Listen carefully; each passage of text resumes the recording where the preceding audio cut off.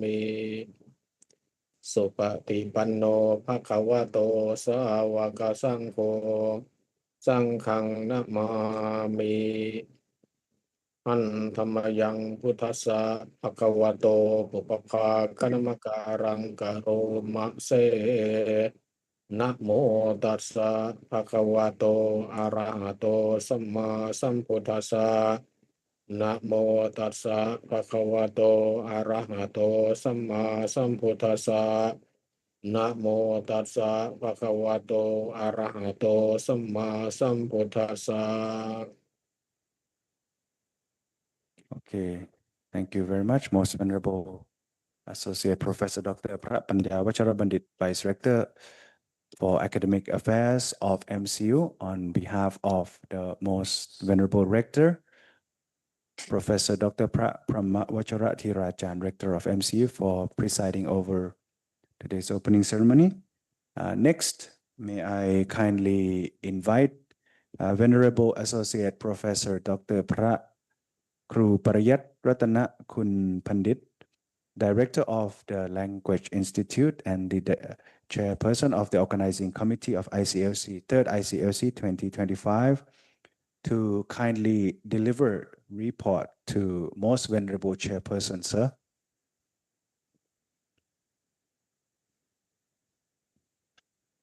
Nimon Kap, Achan. Respected to Venerable Associate Professor Dr. Panya Vachara Bandit, Vice Rector for Academic Affairs, acting on behalf of the Rector of Mahachuralongkorn Ratchavidyalaya University.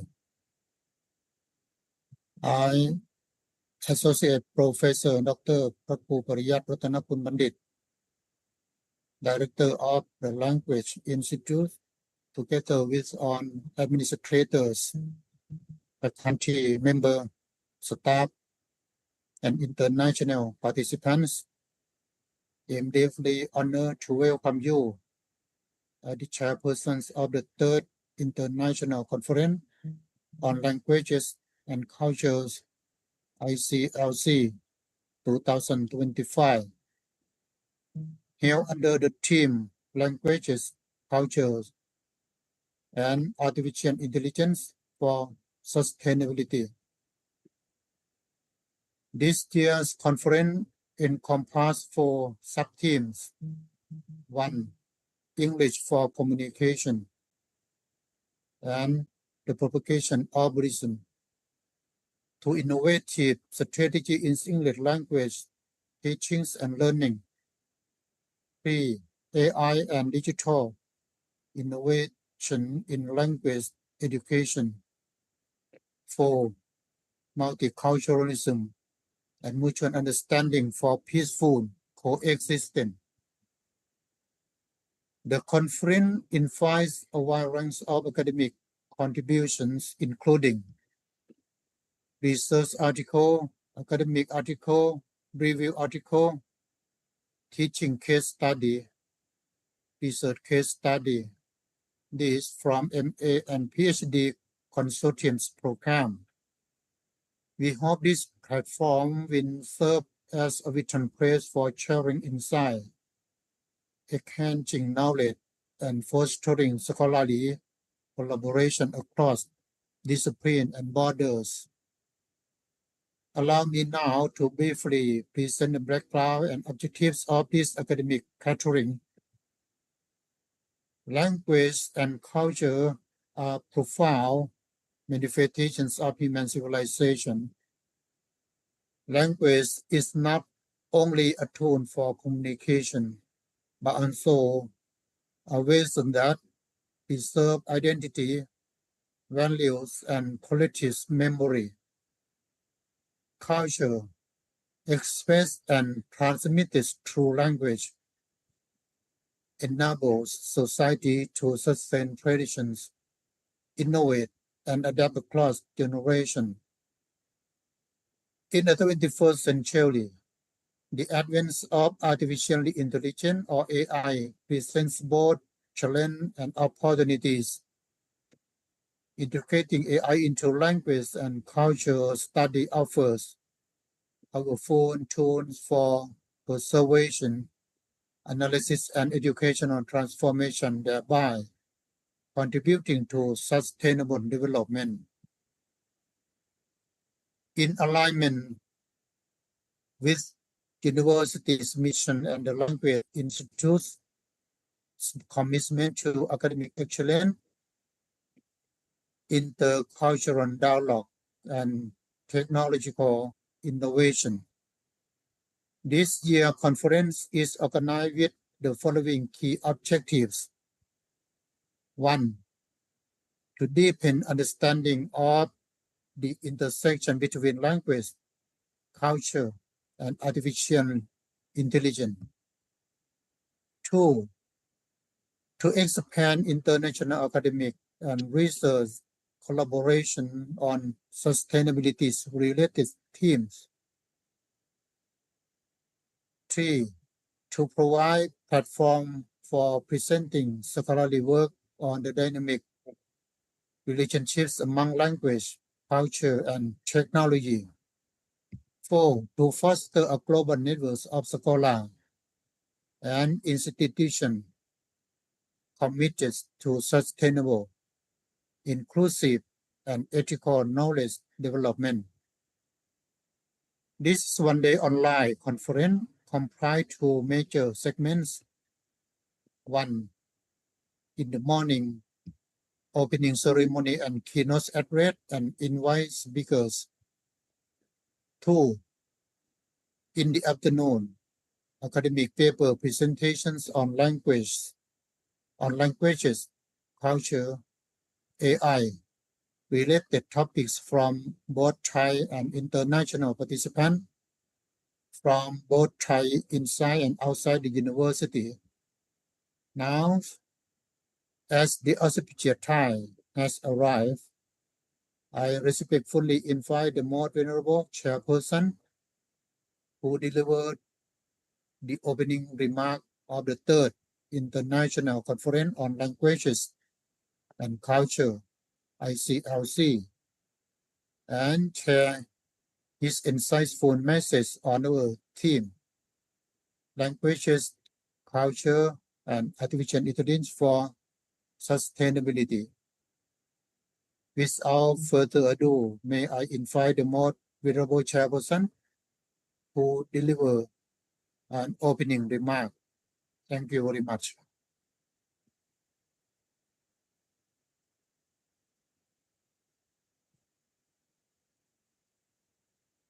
With respect to all venerables, led by Associate Professor Dr. พระครูปริยัติรัตนคุณบัณฑิต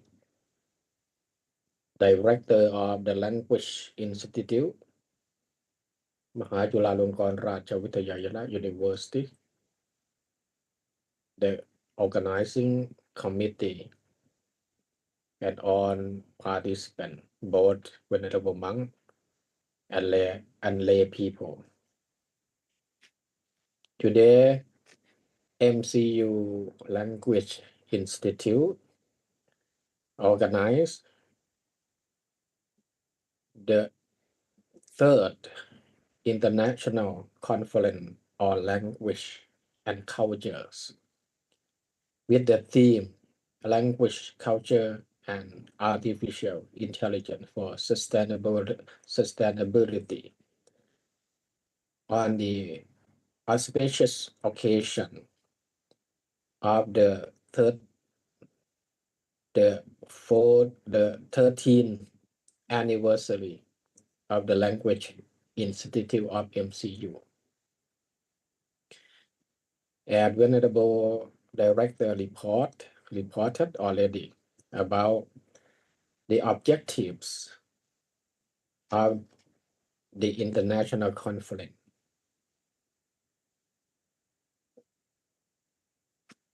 The main theme, the main idea of this international conference is about the important role of language and culture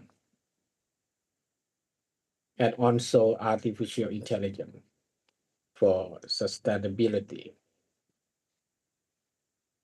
So on behalf of the most venerable Professor Dr. Paprom Vachara Chirajan, Director of MCU, let me say thank you so much, Venerable Director and the Organizing Committee, and also on participants, both online and on-site. Now let me, on behalf of the most venerable rector, let me open the third international conference on languages and culture on the theme language, culture, and artificial intelligence for sustainability. On the occasion of the 13th anniversary of Language Institute of MCU from now on, and I wish this conference succeeds and attain the objective. And let me invite the power of the triple gem, the Buddha, the Dhamma, and the Sangha, to bless the conference and all participants to successful in your life, your work, and everything from now on. Thank you so much. Sadhu.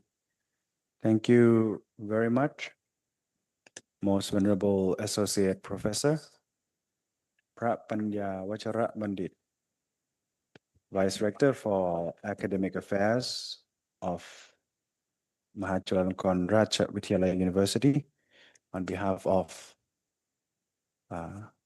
the Rector of MCU, Most Venerable Professor Dr. Phra from Vachara Chirajan, has appointed him to be here. So please wait for a moment. Most Venerable Phra Panya Vachara Bandit will be delivering his speech. But before we do that, we have one of the very ท่านอศิระเดี๋ยว important ท่านเจ้าคุณ guests here ต่อ today as ท่านเจ้าคุณ to ต่อเลย deliver the keynote speech. ท่านอศิระ So may I kindly invite Most Venerable Master Chen Ying, Abbot of Chung Tai Shan Monastery from Taiwan, to deliver the keynote speech first on application of language and culture in the propagation of Buddhism, a case study of what Chung Tai Shan Monastery in Taiwan. And before he delivers his message, his speech, I would like to take this opportunity to briefly introduce him. Venerable Master Jian Ying, the current abbot of Chung Tai Shan Monastery, holds dual PhD degrees in electrical engineering from Ohio State University and in religious studies from Rice University. ท่านอศิระ He was ordained in 1998 under Grandmaster Wei Xue. He has devoted himself to the study and the practice of the Buddha Dhamma, including Sanskrit studies at the University of Berkeley. He has propagated the Dharma at Chung Thai's meditation centers in the United States, including serving as Vice Abbot of Houston and as Abbot of the Sunnyvale Zen Center in San Jose. He has also held key roles such as Director of the Chung Thai Translation Committee and Vice Abbot of Dharma Affairs and Research. His deep vows and scholarly dedication have earned him wide respect, and in 2023, he became the third abbot of Chung Thai Monastery, continuing the lineage of Shan transmission, upholding the late Grandmaster Wei Xue's vision.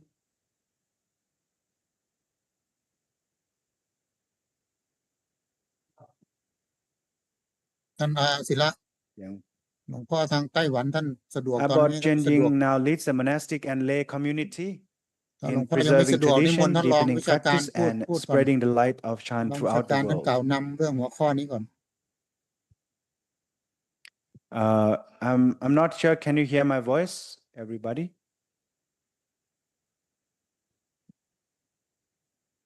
ท่านวชิระได้ยินไหม Okay. Can you hear me? So may I kindly invite Venerable Master Chen Ying to kindly deliver his speech. Thank you. งั้นก็นิมนต์หลวงพ่อก่อนเลยเดี๋ยวอาจารย์เจ้าคุณค่อยว่ารอบนั้นทีเดียวเราได้ครับPlease Venerable หลวงพ่อ Master จิงเหยียน Board of Thank you for inviting me. My name is San Jin. University from Taiwan please Thank you. My name is Jian Ying. I'm a Buddhist monk from Taiwan. I'm now abbot of Zhongtai Chan Monastery in Taiwan, Puli. I'm very honored to be here today to share some of our experience in our monastery with you. So let me begin my presentation now. Most Venerable Dr. Prapanya Vajrapanti, Vice Director for Academic Affairs, and Most Venerable Director of the Language Institute, Venerable monks, distinguished speakers, and honorable guests. Today, I would like to first thank the organizer and everyone here for making this meaningful conference possible. The theme, languages, cultures, and AIs for sustainability is truly very meaningful and very relatable for our modern society. So it is truly inspiring to see Theravada and Mahayana scholars and practitioners gather together to discuss how language, culture, and today's AI technology can support sustainable development in today's world. My presentation topic is application of language and culture for propagating Buddhism, a case study of Zhongtai Chan Monastery in Taiwan. And to help you follow along, the key points of my talk will appear on screen for reference. So I will now start with an introduction on Buddhism, sustainability, and the contemporary world, then followed by a discussion on historical challenges in Dharma transmission. Next, I will move on to talk about Chan or Chinese Zen tradition in contemporary practice, and then examine some present-day challenges and future directions. Finally, I will conclude the talk with some remarks on how to carry the Dharma forward. Let me first begin my talk with a personal story. A young adult once visited our Zen center in Sunnyvale, California, feeling very exhausted. After his first meditation session, he asked if it was normal to feel like he's doing everything wrong because he was not able to stop thinking. I assured him that noticing his mind is a good sign. He was surprised, thinking meditation was about erasing all the thoughts rather than facing the mind's chaos. I explained that the goal is to understand thoughts, not to erase them, because it is through understanding and reflecting deeply on thoughts that meaningful change becomes possible.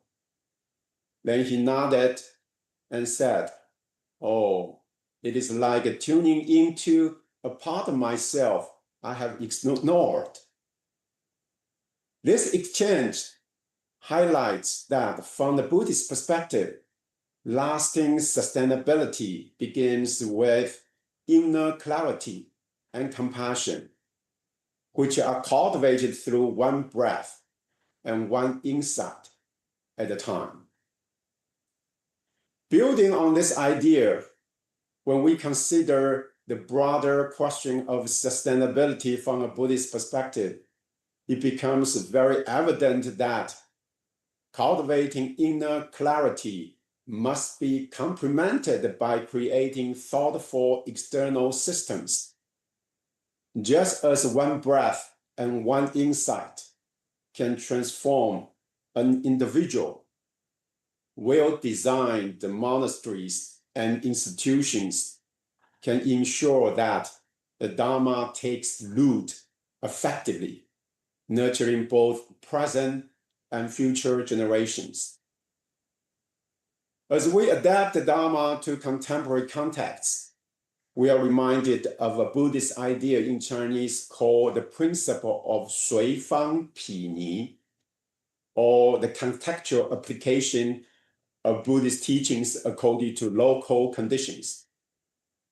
Also, concepts like survival of the fittest warn that what endures is not always what is virtuous. A Buddhist perspective invites us to reflect what values and practices do we choose to nurture, spiritually, ethically, and materially. Artificial intelligence plays a significant role in shaping how we learn and make decisions today. It amplifies our ability to connect and access information, yet it also comes with risks. To ensure that it serves humanity, AI should be harnessed thoughtfully, enhancing our capacity for insight and compassion rather than contributing to distractions or divisions. I will illustrate these topics with the case of Zhongtai Town Monastery in Taiwan, showing how language and culture have become dynamic channels for safeguarding and sharing the Buddha Dharma in a rapidly changing world. So as we look at how Buddhism can remain relevant in the 21st century, it helps us to reflect on how the Dharma has traveled through time in the past. The case of how Buddhism has developed in Imperial China offers some important lessons, not because its experience speaks for all Buddhist traditions, but because it shows how the survival and spread of the teaching have always depended on more than just their content. The context, political, cultural, and linguistic, has always mattered. Historically, there were two major challenges that shaped how Buddhism was transmitted in Imperial China. The first had to do with who had access to Buddhist teachings. The second had to do with who had the power to allow or restrict their spread. Access and literacy were major barriers in pre-modern China and elsewhere as well. Buddhist texts, though translated into classical Chinese, remained inaccessible to most lay people due to low literacy and teaching's complexity. As a result, the Dharma was largely confined to monks, scholars, and elites, while ordinary people engage with Buddhism mainly through ritual and devotion, rather than direct study of the teachings. Today, even with greater literacy and access, new barriers have emerged. Classical language and traditional metaphors can feel distant to younger generations. For many growing up in a digital globalized world, the real question isn't just, can I understand this? But it's, does this speak to my life? In today's world, literacy goes beyond the ability to read. It encompasses cultural understanding, digital skills, and the ability to connect meaningfully across generations. As modern practitioners and teachers, we must take this challenge very seriously. The second issue is political power. In pre-modern China, Buddhism's fate often depended on imperial support. When favored, temples thrived and the Sangha grew. But when political tide turned, monasteries were shut down, lands seized, and monks forcibly removed from their positions. Political support wasn't always harmful. Often, the state promoted Buddhism in exchange for alignment with imperial values. But this also made Buddhism vulnerable. When politics shift, the religious landscape shifted with it. Today, in many democratic societies, religious freedom is protected. Unlike in the past, where Buddhism's fate depended on rulers, it now rests with individuals and communities. This shift brings both freedom and responsibility in how the Dharma is shared as a standard. Nowadays, people often discover Buddhism through digital platforms, a podcast, a YouTube video, a meditation app, or a televising conference like ours right now. We cannot rely on tradition or state support. How we communicate Dharma through language, storytelling, and media matters more than ever. This connects directly to focus of conference, languages, cultures, and AI for sustainable development. For the Dharma to remain meaningful and relevant, we must actively engage with contemporary realities. How AI influences attention and education, and how true sustainability involves transmitting wisdom in ways that resonate with everyday lives. In the past, power was centralized. Monasteries adapted to emperors. Today, in democratic societies, power is dispersed across individuals and interconnected networks.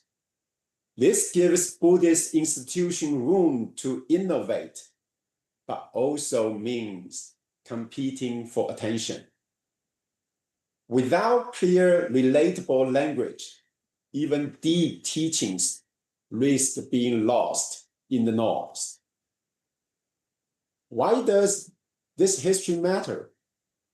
Because it reminds us that while the Dharma is timeless, its transmission must adapt. Past generations preserved Buddhism by engaging their world. Now it is our turn to do the same. Today, we are no longer limited by who can read or teach. With tools like AI, translation software, and global platforms, we can amplify the Dharma like never before. But amplification requires discernment. Louder isn't always clearer. We need both history and imagination. History offers us valuable lessons, while imagination empowers us to innovate. To shape a meaningful future for the Dharma, we must intertwine the wisdom of history with the boundless creativity of imagination. It is also through language and compassion rooted in the Dharma that we can wisely integrate history and imagination. So building on the challenges we have just discussed of language, access, and cultural relevance, let us now turn to how the Dharma has continued to be passed down and lived in different settings. One powerful example of this can be found in the Tang or Chinese Zen tradition. When Buddhism first arrived in China about 2,000 years ago, it didn't just transplant Indian ideas. It gradually adapted, changing its language, its expressions, even how the Sangha lived together. This wasn't a break from tradition. It was how the tradition stayed alive. At Zhongtai Tang Monastery, we see ourselves as part of this evolving Tang tradition. Inspired by classic texts like Chan Yuan Qing Gui or monastic codes, Chuan Den Lu, records of transmission, and Yu Lu, recorded saying of masters. We treat them not just as doctrines, but as guides for daily practice and community cultivation. Even koans and poetic commentaries were not just for study. They were tools to challenge, awaken, and express the inexpressible. The written word became a living guide pointing beyond itself. Sharing the Dharma involves not just safeguarding its history, but also ensuring its relevance to modern times. Rooted in tradition, yet open to change, we continue the flame, passing it from heart to heart. And that's exactly how we understand our mission at Zhongtai. Our founder, Grandmaster Wei Jue, deeply rooted in the Tang tradition, saw Tang's power to meet modern needs. He upheld the lineage while building a path true to the Dharma and suited for today's world. With this vision, Grandmaster Wei Jue led the Sangha to complete Zhongtai Tang Monastery in 2001. More than just a building, Zhongtai is a living expression of Tang in the modern world, rooted in an integrated path of education, culture, and practice. Here are a few ways we try to bring that vision to life. First, structured meditation programs. Tang Buddhism emphasized direct experience. To make this accessible, Zhongtai offers a step-by-step meditation, educational and learning system from beginners to advanced programs, integrating scripture study, mandatory service, and meditation. These free programs reach over 30,000 people annually across Taiwan and abroad, making the path of awakening available to all, not just monastics. Second, Bodhisattva training grounds. At Zhongtai, awakening happens through everyday life. Monastics train not only through meditation and study, but also through mindful daily services, including cooking, cleaning, caring for the Sangha, and so forth. Lay practitioners too engage in volunteer work and Dharma activities as part of their Bodhisattva path. This integration of inner practice and outer action embodies the Chan ideal that every moment is a chance for awakening. And at Zhongtai, we are dedicated to providing all practitioners this Bodhisattva training ground. Third, a network of urban Dharma centers. To meet modern needs, Zhongtai has established more than 100 branches worldwide. Accessible space for meditation, Dharma talks, and quiet reflection in city life. We also offer online meditation classes, live streams of selected ceremonies, and digital Dharma materials. Continuing the Chan spirit of sharing the Dharma through whatever means people today can receive it. At the heart of our work at Zhongtai is the understanding that tradition and transformation go hand in hand. Like the Chan master of old, we must speak to our time with sincerity, creativity, and faith in the Dharma's power. Zhongtai Chan Monastery is a living continuation of Chan Buddhism, rooted in tradition, yet reaching into today's global, digital, and diverse world. As we further delve into the discussion of how language, culture, and AI influence our sharing of the Dharma, we are left to ponder: what form can we use to carry the formless? What new fingers will point to the same moon? In this spirit, the teachings of Chan are not just studied, they are lived and transmitted one generation at a time through the living presence of what we call in Zhongtai the Chan mind bodhisattvas, archetypes embodying the awakened mind in everyday life. As we try to live and transmit Dharma in the modern world, we do encounter challenges and must reflect on future directions. One example is our Texas Meditation Center, where we face the challenges introducing the Sutra of 42 chapters, highlighting the need to adapt how we present the teachings in different cultural contexts.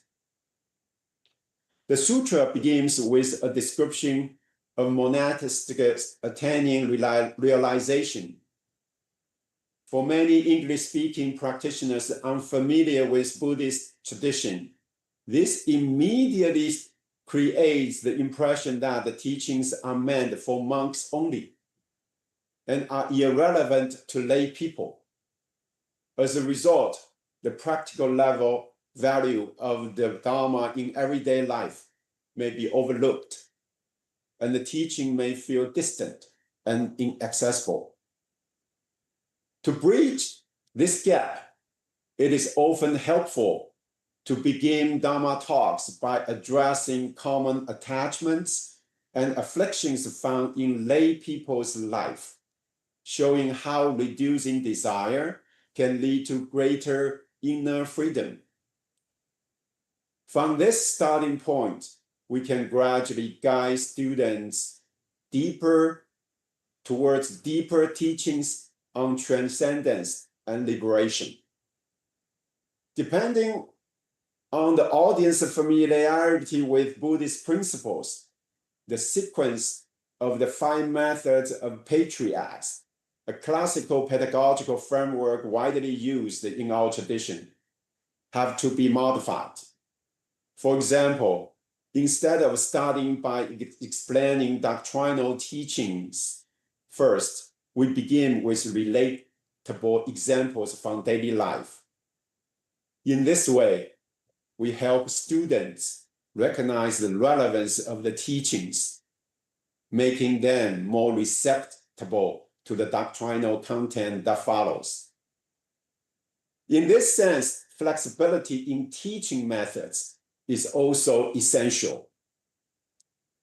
Another common challenge we have encountered as we share the Dharma in the West is that many Western students have a limited understanding of the various levels of liberation as described in Buddhist teachings and familiarized by Asian Buddhists through cultural influences. This conceptual gap can further hinder their ability to resonate with or fully grasp the deeper aims of the Dharma. That is to say, in cross-cultural Dharma transmission, we are not just translating words, we are translating values, emotions, expectations, and in fact, entire worldviews. One other example is our center in Italy. Over the past 2 decades, the Dharma has quickly and steadily gained a foothold in various parts of the country. Meditation centers and Buddhist study groups, some inspired by different traditions, have emerged in cities like Milan, Rome, and Florence. Many local practitioners express a deep appreciation for ethical clarity and meditative depth found in the Buddhist teachings. However, a major barrier remains. That is the limited Italian proficiency among many visiting and resident monks and monastics. At the recent seminar held at our center in Rome, for example, a group of visitors listened attentively to a Dharma talk delivered in Chinese and English, with only minimal interpretation available in their local language, Italian. Despite their sincere interest, many key concepts did not come across clearly to those new to Buddhism. This was especially evident with certain religious terms, such as the role of a deity, the purpose of spiritual practice, and the impact of inner cultivation on daily life, were only interpreted in English through the lens of Western religious frameworks. So without enough explanation in their native tongue, this subtle yet significant distinctions risk causing more confusion than clarity. This challenge exists within our Sangha as well. While tradition is rightly valued, monastics must learn to distinguish the unchanging essence from evolving expression. As Buddhism once adapted from India to different parts of the world, we must now ask, how do we express the Dharma in today's language, platforms, and rhythms? Sustaining the Dharma today means more than preserving temples or texts. It requires presence, relevance, and resonance. This calls for new skills like media literacy and cultural translation. The core teachings remain timeless. What changed is how we bring them to life. One exciting development at Zhongtai is our involvement in the Mitra project, led by UC Berkeley's Computer Science Department. When users AI to assist in the translation of classical Buddhist texts across languages like Sanskrit, Pali, Chinese English, and Tibetan. This is not about replacing translators. It is about empowering them. By utilizing advanced support tools, we can ensure that the vast reservoir of teachings becomes more accessible to future generations and encourage richer exchange across different traditions. We also use AI-powered media to reach younger generations. Through podcasts, subtitled talks, social media clips, and apps. When used wisely, a short, well-crafted video can powerfully convey the essence of inner peace to those new to Buddhism.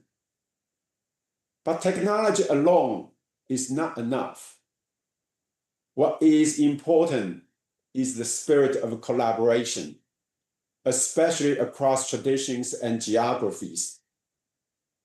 As a Mahayana monastery rooted in the Tang lineage, we have long admired the clarity and discipline found in Theravadan monastic systems, especially the structures and training programs that we have found at MCU.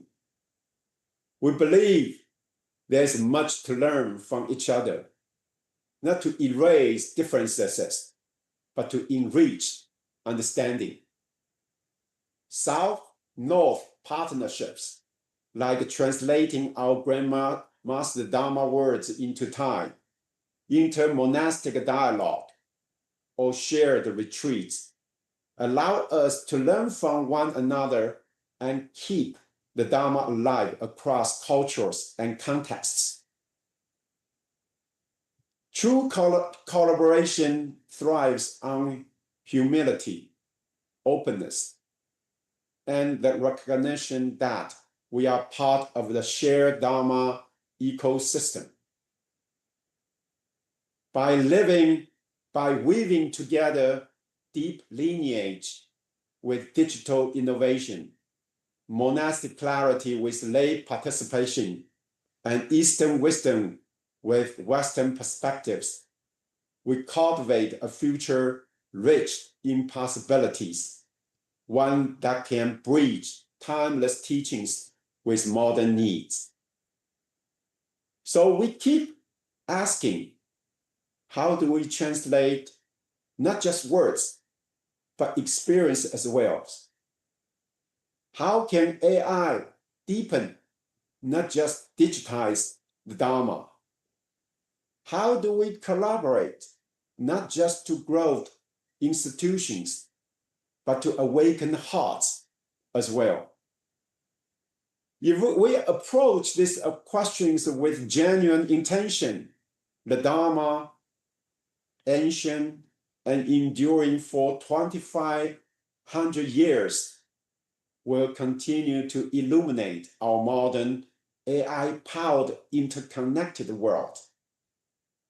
Whether found in a scroll, a sutra, or a smartphone, its essence remains the same. The Dharma inspires us to awaken insight, compassion, and liberation. Let me now conclude with some recapitulations as well as reflections on how to carry the Dharma forward. First, adapting the Dharma today requires applying teachings with contextual sensitivity, known as 随方毗尼 in Chinese, that is skillfully tailoring the teachings to local conditions. Buddhism in pre-modern China, despite obstacles like low literacy and political constraints, showcased remarkable creativity in its approach. It reworked texts, developed koans, and recorded sayings of masters, reshaped rituals, and constructed monasteries. These efforts were not compromises, but rather thoughtful, compassionate responses to the needs of the time. Additionally, Zhongtai Tang Monastery continues the Tang tradition's innovative approach to evolving circumstances. Under the guidance of Grandmaster Weijue, it provides a comprehensive path that combines sutra study, meritorious deeds, and meditation, making these teachings accessible to everyone. Through well-structured instruction, dedicated monastic education, and digital outreach via urban centers, the Dharma is presented with both clarity and depth to resonate with the modern world. Also, mindful collaboration allows the Dharma to flourish in new contexts.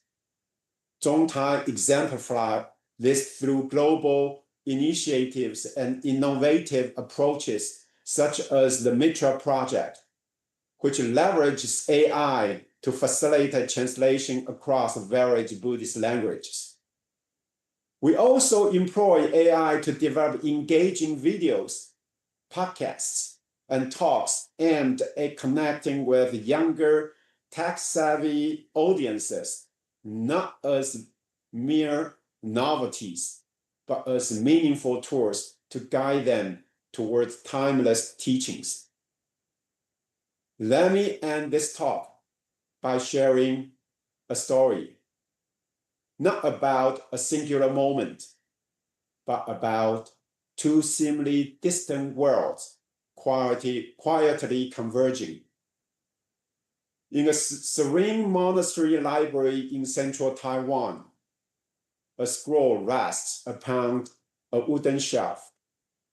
Its ink, slightly faded with time, continues to carry teachings that inspire wisdom and compassion. Nearby, a monastic sweeps the stone corridor with care, each movement an embodiment of mindfulness, turning the mundane into sacred practice. This is tradition in its purest form, unhurried, attentive, and deeply rooted in the essence of Dharma.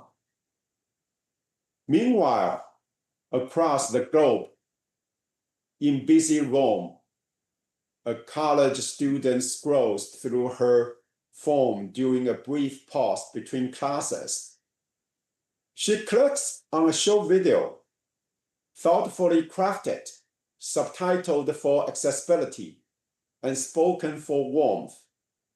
It speaks directly to her, urging her to release burdens and embrace peace amidst the chaos of life. He pauses, watches again, and feels something shifted within.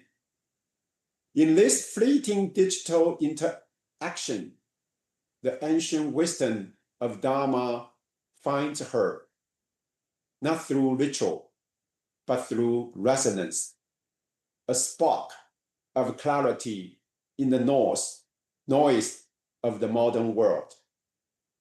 Two settings, two mediums, one Dharma, the essence of Buddha's wisdom. At Zhongtai, we understand that this is not merely a coincidence. It reflects the unfolding of the same path, expressed in diverse forms. The Dharma is not confined to ink or stone. It thrives in the questions we pose, the ways we serve, the platforms we utilize, and the hearts we touch. It resides equally in the quietude of a meditation hall and in the spark of insight ignited by a smartphone screen. This is why we dedicate ourselves to constructing monastery and establishing branch centers, while simultaneously embracing podcasts, digital learning, and AI-powered translation tools. It is why we honor the wisdom of the Tang patriarchs while fostering collaborations across traditions and continents. It is also why we sweep flows with mindfulness and engage with global audiences. Each effort driven by the shared purpose of bringing the teachings to life. As the Tang saying reminds us, the finger pointing at the moon is not the moon itself. Yet, a well-pointed finger can guide someone to discover the vast expanse of the sky. Let us continue to guide, not merely through tradition, but with innovations as well. Not just with words, but through genuine presence. Working together with sincerity and wisdom in the Dharma. The Dharma born over 2,500 years ago will not only persist, it will illuminate new hearts across this interconnected world. Once again, I would like to express my gratitude to the conference organizer for creating a platform where voices from various Buddhist traditions can come together to reflect and learn. The theme, language, cultures, and AI for sustainable development is both very relevant and very significant for this modern world. It challenges us, all of us, to consider how can the Dharma engage with the world as it is today and guide it toward a better future. To all Dharma teachers, students, translators, developers, and seekers, thank you for your dedication. Your presence and efforts help keep the Dharma alive, not just remembered, but lived and carried forward. With this reflection, I would like to dedicate the merits and blessings of this sharing by offering the following prayers. In the spirit of the Dharma, as long as there are beings seeking truth, may the work of the Buddha flourish without end. May we walk this path together with unwavering wisdom, boundless compassion, and with the shared vow to benefit all sentient beings. Thank you for your attention.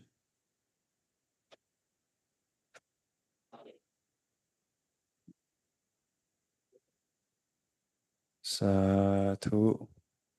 On behalf of the organizing committee of the third Iclc 2025 online conference, we have Most Venerable Professor Dr. On behalf of the Most Venerable Professor Dr. Pra Prom Vachara Thirajan, Rector of MCU, Most Venerable Pra Panya Vachara Bandit, Vice Rector for Academic Affairs,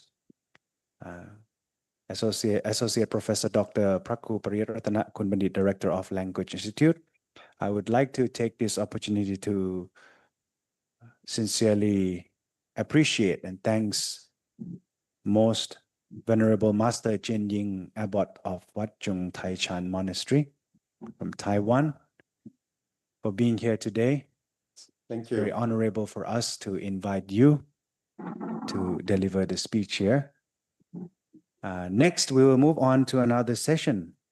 Will be the invited speakers session. Have anyone for have question, have any comment So, for the venerable presentation?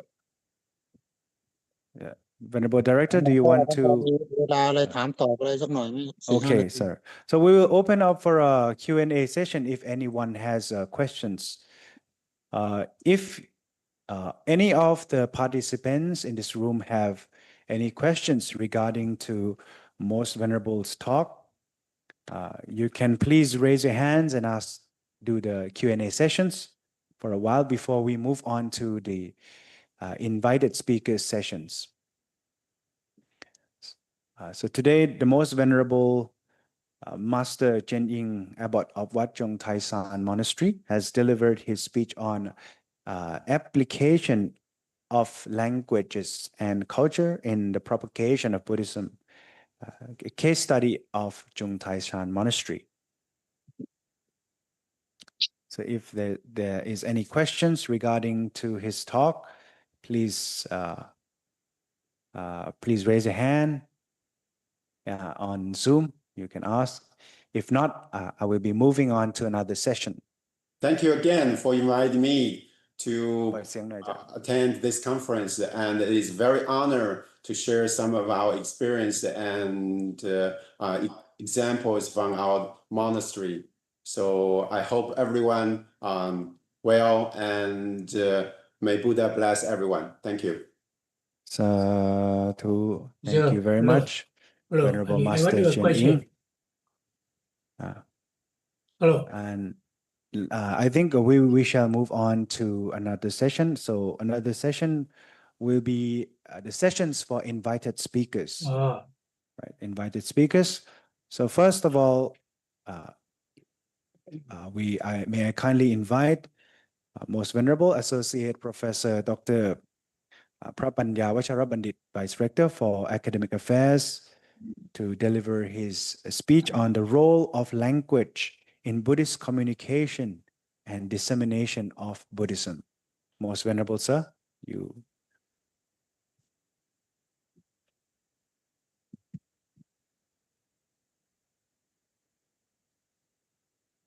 Okay, do you hear me? Okay, thank you so much, Venerable Mcu Tv Bandit, and Director of Language Institute of MCU. Actually, today I must speak to deliver two topics. One topic on behalf of the Venerable Director on languages, culture, and artificial intelligence for sustainability. And another topic, role of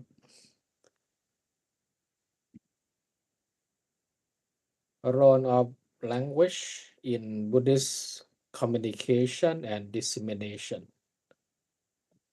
Okay, so let me combine together at the same topic. So at first, let me talk about in general, languages, culture, and artificial intelligence. Right. As you know, language, culture, and technology are interconnected, deeply intertwined. Yes, AI system. Now, in the world today, we live in the digital world, digital era. AI system increasingly mediate communication and information. Right. So understanding this intersection or interconnection is very crucial for global society. As said by Rita Mae Brown, she said that language is the roadmap of a culture. Language is the roadmap of a culture. It tells you where its people come from and where they are going. This saying show that language is very important because it's not only telling the roadmap of a culture, but also telling you where your people come from and where your people are going, according to Rita Mera. Thank you so much. Theoretical foundation. Sapir Hope hypothesis. He said, language influences thought and perception. Language influences thought and perception. When you think about something or when you perceive, especially perceive external world, like in Buddhism, we perceive through our eye, our ear, our nose, our tongue, our body, and our mind. Language play very important role in our thought and perception. So and also cultural transmission, right? Language is the primary vehicle for passing down tradition, value, and heritage, as said by one of emperor of Roman Empire, Holy Roman Empire, Charlemagne. To have another language is to possess a second soul. To have another language is to possess a second soul. So we can see in our Buddhism, right? We know what the Buddha taught. We know what the Buddha said in the Tipitaka. We know through language. That is Pali language and Sanskrit language.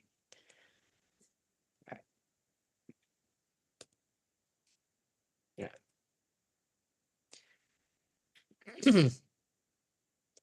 So at Ludwig Wittgenstein, a philosopher of language, Ludwig Wittgenstein, the limit of my language means the limit of my world. The limits of my language mean the limits of my world, said by Ludwig Wittgenstein, the famous philosopher, Western philosopher of language. Right.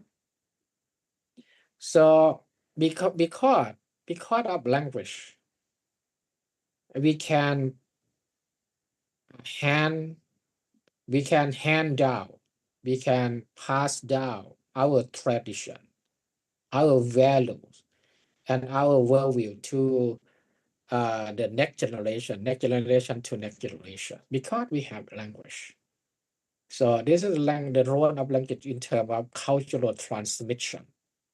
Not only the influence on our thinking, our perception. This is the influence on individual, but also influence on cultural transmission, right? This is the picture of Ludwig Wittgenstein. He is the student of one great famous philosopher of United Kingdom, Bertrand Russell, I think you know. Language as cultural identity. Language reflects and shapes individual and collective identity. We use the language play the role not only in our thought, our perception, our thinking, and passing down the tradition, value, and heritage, national heritage, but also language shape individual and collective identity. We are created, we are shaped by language. We not only use the language, not only use language for our thinking and perception and passing down our tradition, but also we are shaped by language. Dialects or local language, accents, and word choices signal belonging and heritage. The dialect local language you speak, the way you accent, the way you use the word imply your belonging, and your heritage. So people can observe your belonging. People can see, can observe your belonging and your heritage from the language you speak, from the way you act, you pronounce, your accent. So this is the reason why we say we are shaped, we are created by the language we use. And I said already, Charlemagne,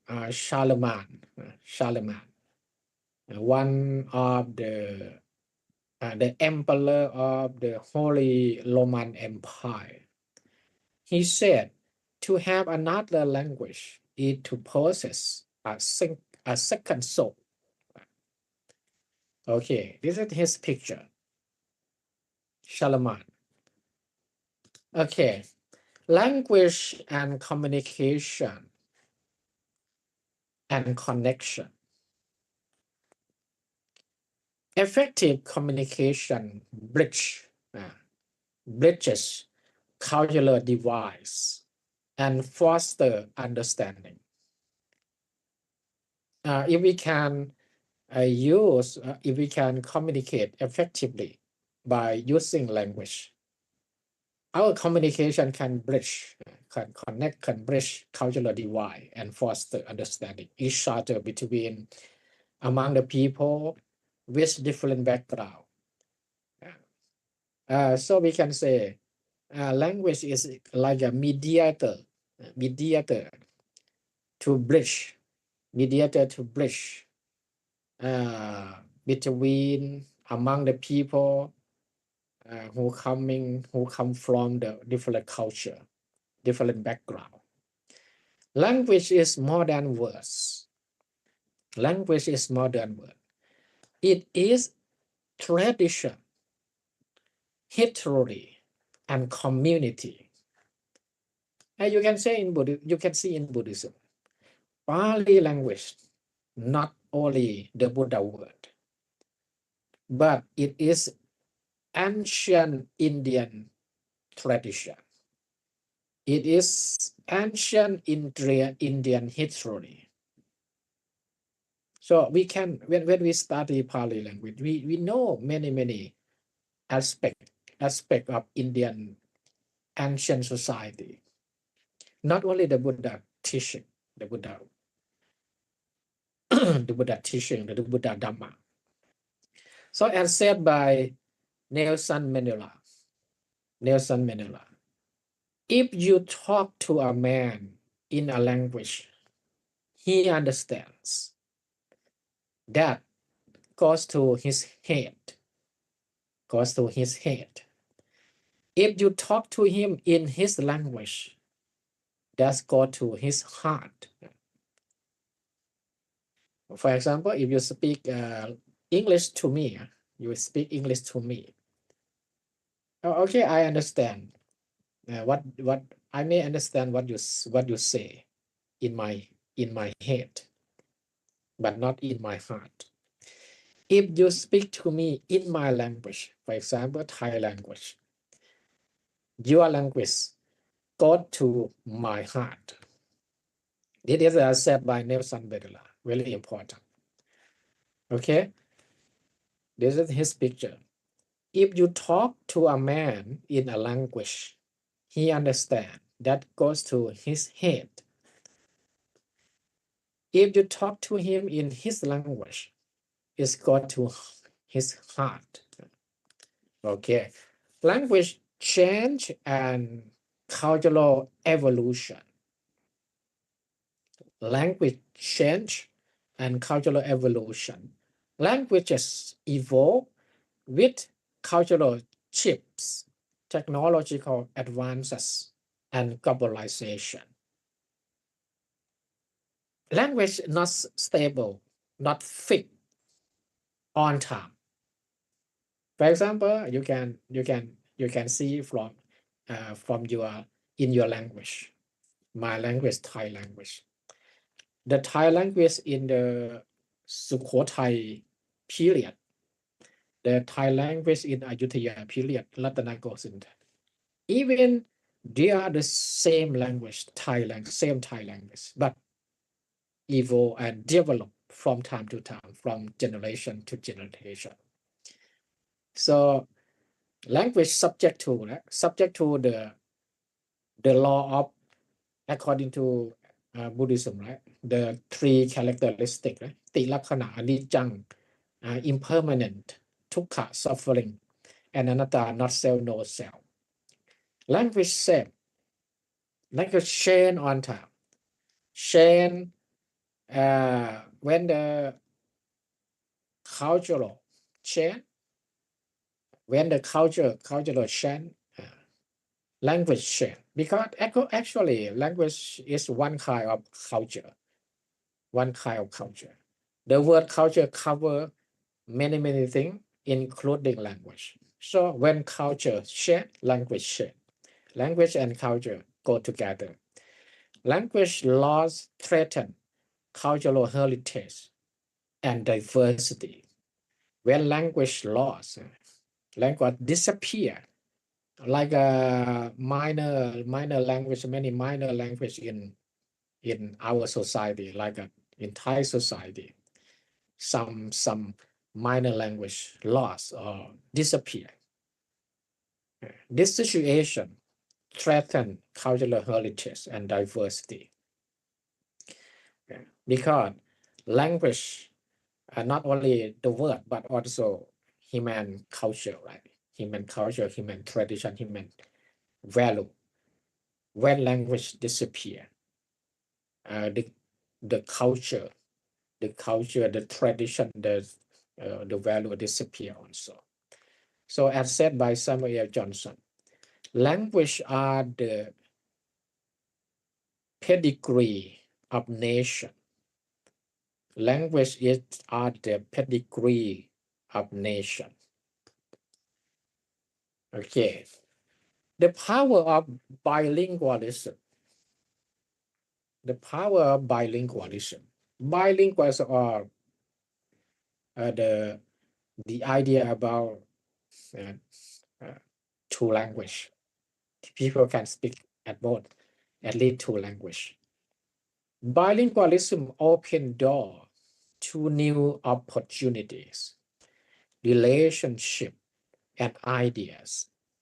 It foster empathy and adaptability in globalized world. As said by Frank Smith, one language set you in a corridor for life. Two languages open every door along the way. If you can speak more than one language, you take advantage of other people. Because nowadays we live in the 21st century. We live in the digital world, digital era. So it is very important if we can speak more than one language. If people can speak only their own language, like Thai people can speak only Thai language, not enough. They should speak more than one language, at least like English, something like that. So this is the purpose of Language Institute of MCU. Why the MCU is still established? Because we would like our student can speak more than one language, like English, very important. Okay.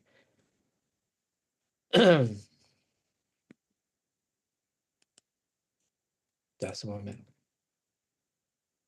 Language, thought, and perception.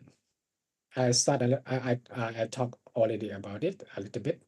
Language shape how we categorize and interpret experiences.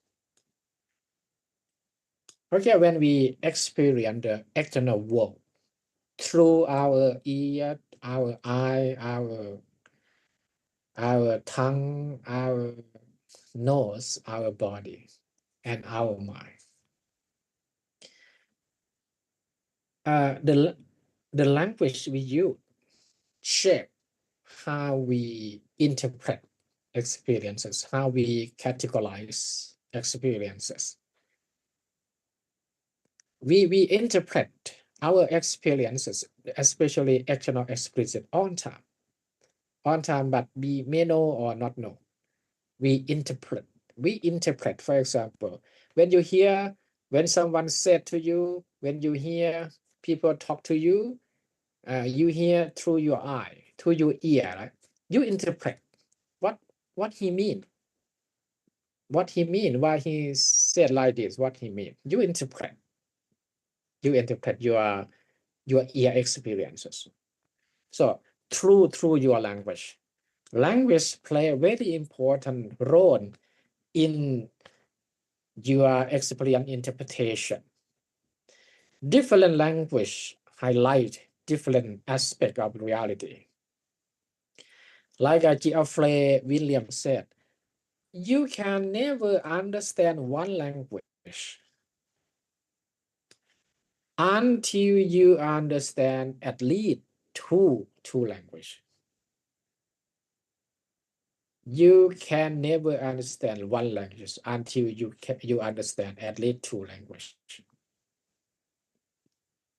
For example, you can understand Pali language if you don't know Thai language, if you don't know English language. You can understand Pali language. You choose understand another language like your own language, your mother tongue, right? Your native language. So from his idea, Geoffrey Williams, one language is not enough. One language is not enough. At least we should speak or know two languages. Okay. AI revolution in language learning. Now we live in AI era, artificial intelligence. AI can do many things. AI can replace, can do on behalf of modern, on behalf of human.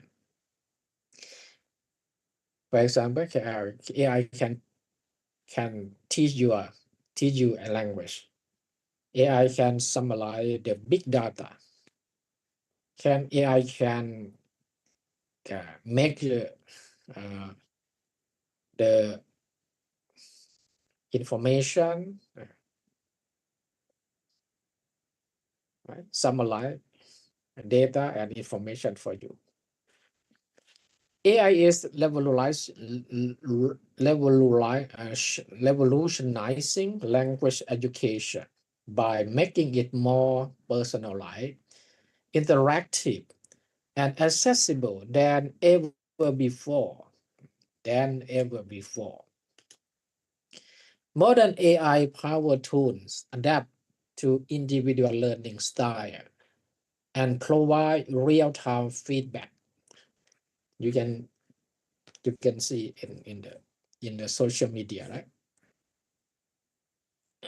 Like a Facebook. From speech recognition to intelligent tutoring system, AI enhances every aspect of language acquisition. As said by Satya Nadella, CEO of a big company, right? Big tech company.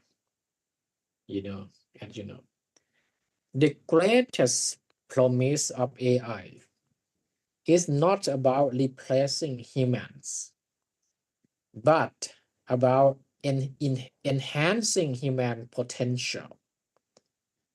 So AI broaden human potentiality. AI is, according to Satya Nadella, AI is just our servant, not our master, not our boss, but our servant. We create AI not to replace human, but to enhance human potential. Personalized learning paths. AI analyzes individual strengths, weaknesses, and learning preferences to create customized curricula. Adaptive learning technology adjusts difficulty and content in real time based on student progress. Learner progress at their own pace, avoiding frustration while maximizing efficiency. Yeah, we can AI can personalize like English learning, like any language, and even Pali learning, Pali language, Sanskrit learning. Now at MCU, the Institute of Tipitaka Study, Institute of MCU, we use AI model, right? AI like the cross AI, the ChatGPT AI, and other. We use this AI to change Pali script or Pali letter from Thai letter, from Thai script into Roman script. We change the MCU Pali Tipitaka from Thai letter, from Thai alphabet to Roman alphabet. Now we use AI to help us. Okay. Very useful, very important. Okay, the future of language and AI.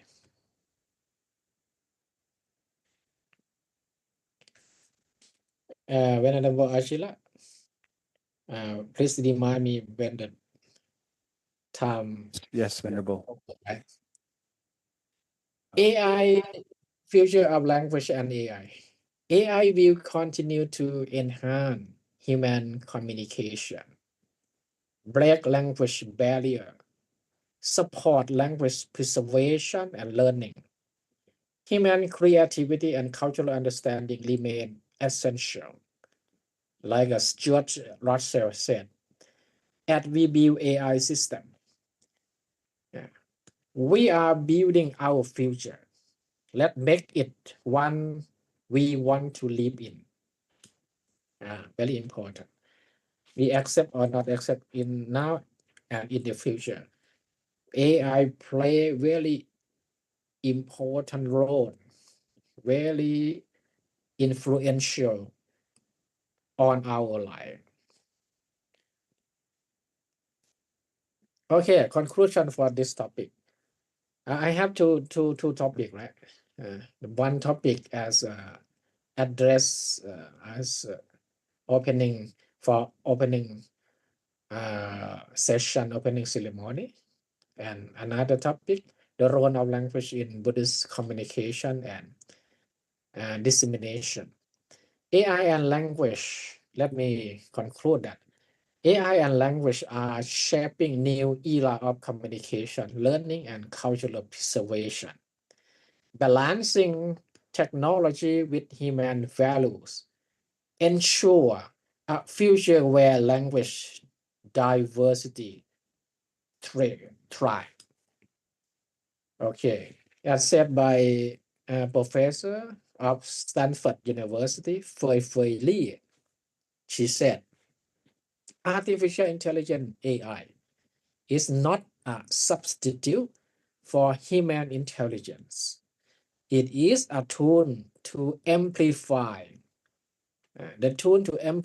human creativity and ingenuity. Okay. Now let me say a little bit about the next topic. but related each other. The role of language in Buddhist communication and dissemination. Language is central to the spread and understanding of Buddhism. The Buddha emphasized clarity, truthfulness, and compassion in speech. Okay, we can say that with our language like a Pali language or even Sanskrit language, we cannot know what is Buddhism, what the Buddha taught, what are the Buddha teaching. Nowadays, we can know the Buddha teaching. We know from the language that is a Pali language. Because Buddhism from India to Thailand more than 2,500 years, handed down to generation, from generation to generation until today. We we preserve, we hand down, we pass down the Buddha teaching through the Pali language, especially in Theravada Buddhism. Okay, the Buddha use of language he spoke in clear, gentle, and accessible terms. He adapted speech to the listener background and needs.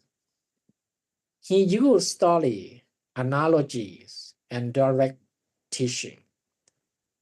And he said in Dhammapata verse number 133, speak only the speech that neither torments self nor does harm to others.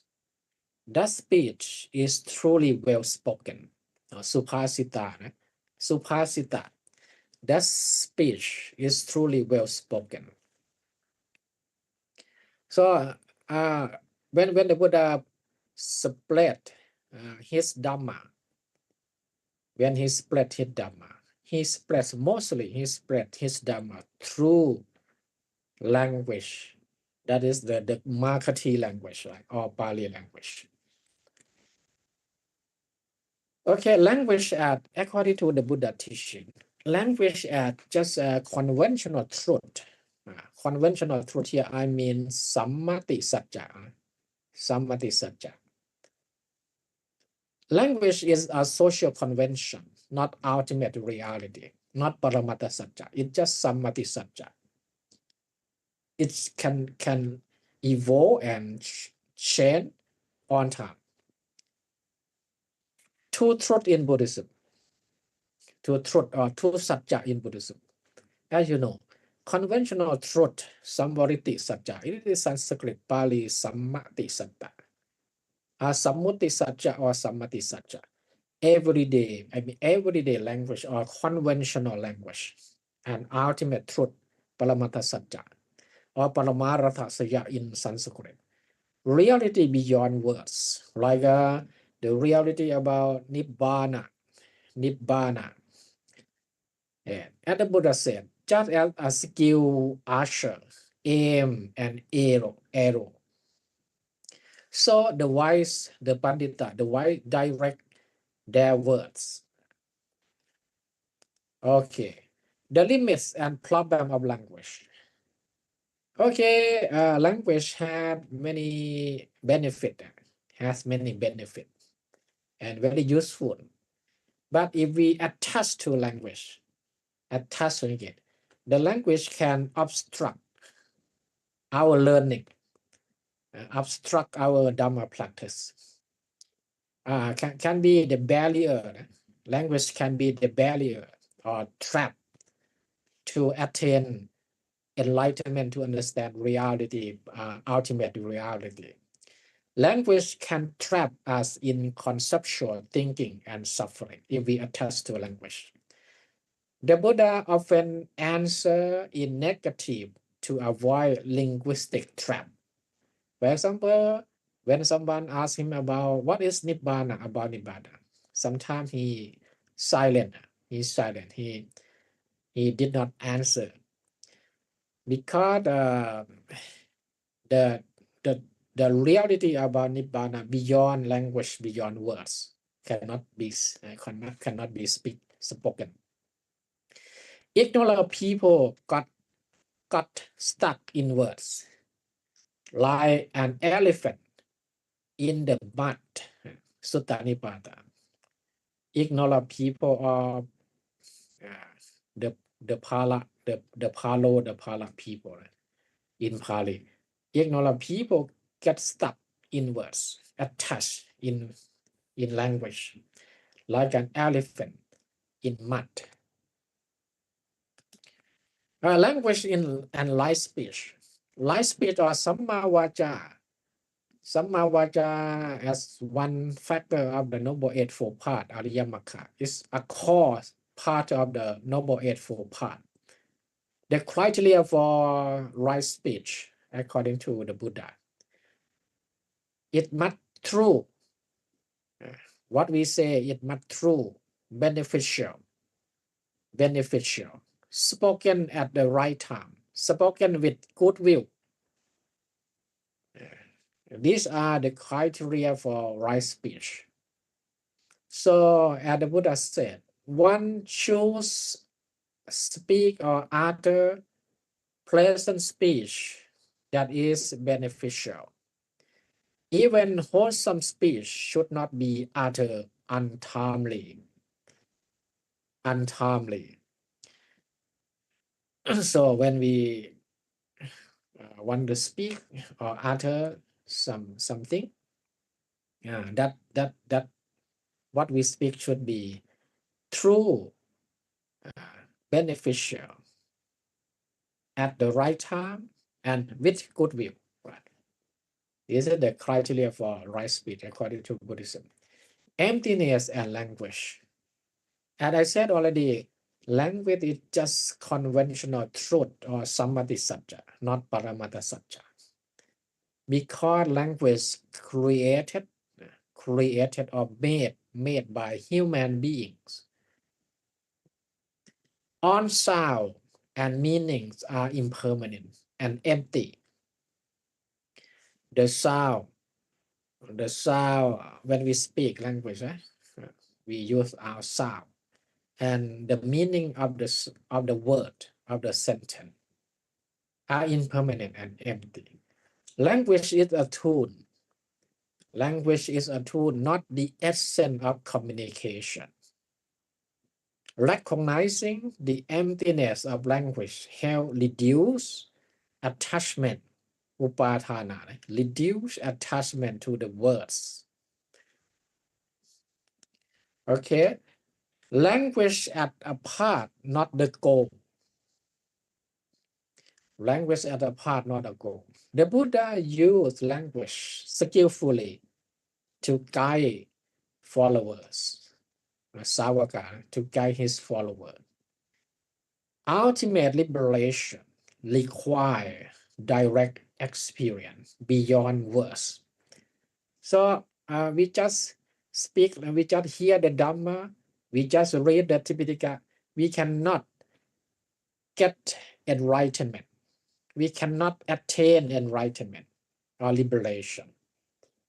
Because the language is just the path, not the goal. We use language to guide the people where the liberation. So if you want to attain enlightenment or liberation, we must practice. We must follow the Dhamma, because the ultimate liberation is beyond the word, beyond the language. Language in Buddhist textual transmission.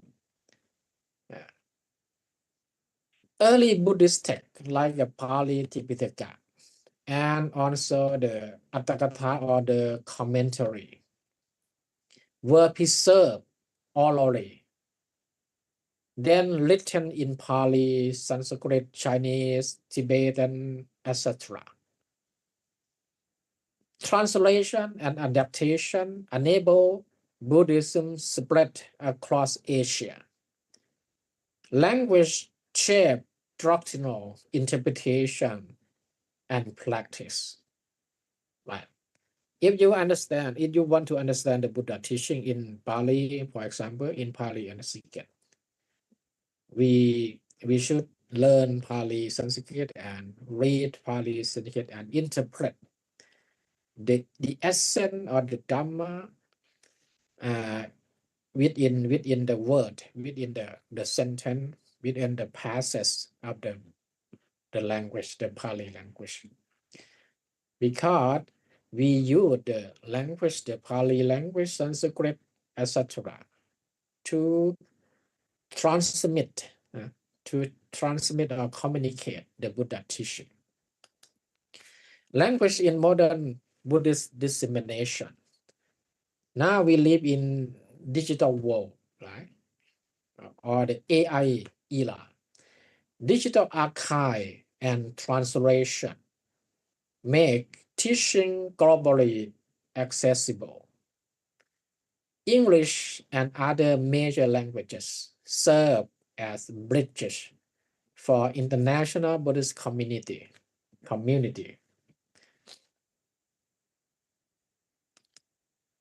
Okay, my last slide. I think the time is running out now. Conclusion. Language is both a tool and a challenge in Buddhist communication.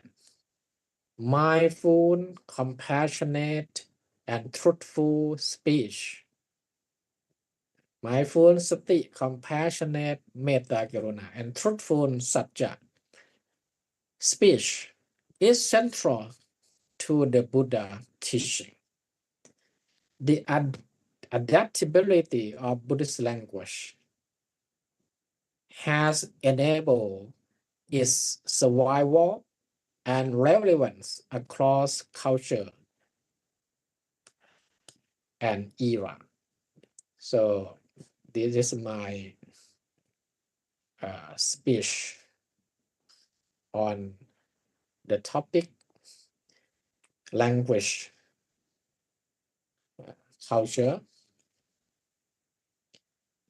language,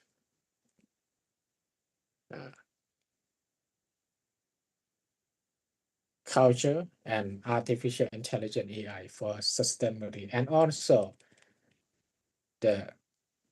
this topic I speak on behalf of the Venerable Rector, Professor Dr. Paprovacharati Rajan, Rector of MCU, and my own topic. I assigned to speak the topic role of language in Buddhist communication and dissemination. So today I mix two topics together. So thank you so much. Let me stop my speech now. Sadhu. Thank you very much, Most Venerable Associate Professor Dr. Panya Vachara Bandit, Vice Rector for Academic Affairs, for being here both as the Chief Monk to deliver the opening remark and also as an invited speaker. So the topic that he delivered today was on the role of language in Buddhist communication and dissemination of Buddhism, and also the opening remark on languages, cultures, and artificial intelligence for sustainability.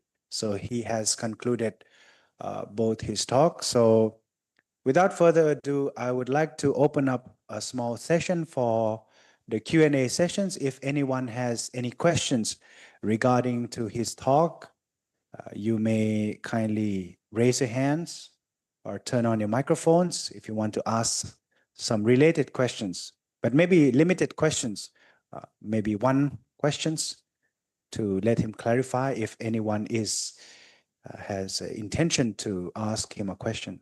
Please.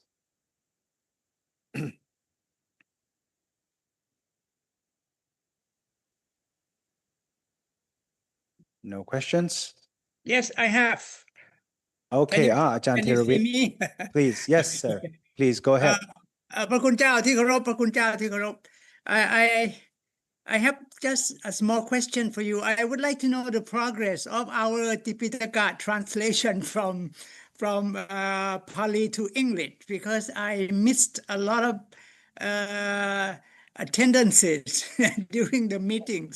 What is the latest situation พระคุณเจ้าที่เคารพครับ Ajahn Theravit question about the progress of English translation Tipitaka from Thai Pali Tipitaka Yamaratha into English. The project Yes, sir. you basically read by the most venerable Papom Vachala Bandit, Professor Dr. Papom Vachala Bandit. Now the progress is quite much. Now we prepare to publish the first book of Vinaya Pitaka, of the first book of Sutta Pitaka and the first book of Abhidhamma Pitaka. We are preparing. Now we in the step of editing the draft translation. Thank you very much ขอบคุณครับพระคุณเจ้าครับขอบคุณครับ Yeah, Ajahn Theravit, thank you so much. Okay, thank you very much, Kap Ajahn Dr. Theravit. So he'll be here for the afternoon session as well. So please be awaited. And our staff has also shared the evaluation form link and also the QR codes for the afternoon sessions. So once again, on behalf of the organizing committee of Language Institute, I would like to take this opportunity to sincerely thank Most Venerable Associate Professor Dr.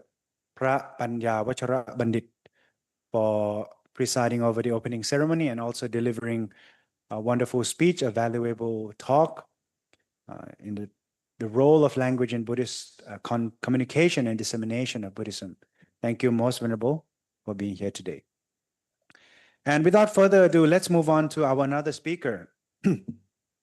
Also invited speaker from outside. The topic will be on the role of artificial intelligence in language education, opportunities and challenges by Associate Professor Dr. Pipop Udon. But before I move on to invite him, may I briefly read his bio?